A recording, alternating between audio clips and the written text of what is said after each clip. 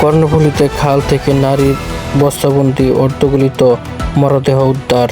দিনাজপুরে দিনে 4 ঘন্টা মিলছে না বিদ্যুৎ, হাসপাতালে রোগীর হাঁসফাঁস।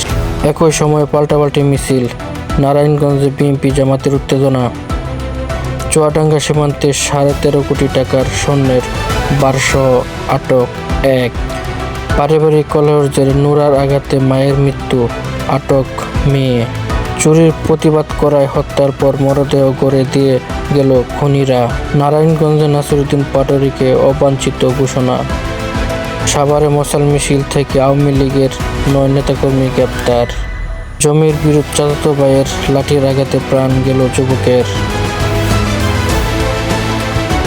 রাজশাহীতে শিশুকে যৌন হয়রানি মামলায় ওয়ার্ড জামাতের রুকুম কারাগারে। বৃষ্টি নিয়ে নতুন বার্তা দিল আবহাওয়া অধিদপ্তর। কক্সবাজার সৈকতে প্যারালিসিং থেকে ছিটকে পড়ে প্রাণ গেল পর্যটকের।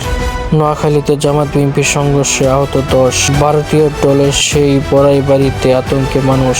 নদী ভাঙন ঠেকাতে বাগেরহাটে সেফটি ট্যাঙ্কের দেয়াল ধসে শ্রমিক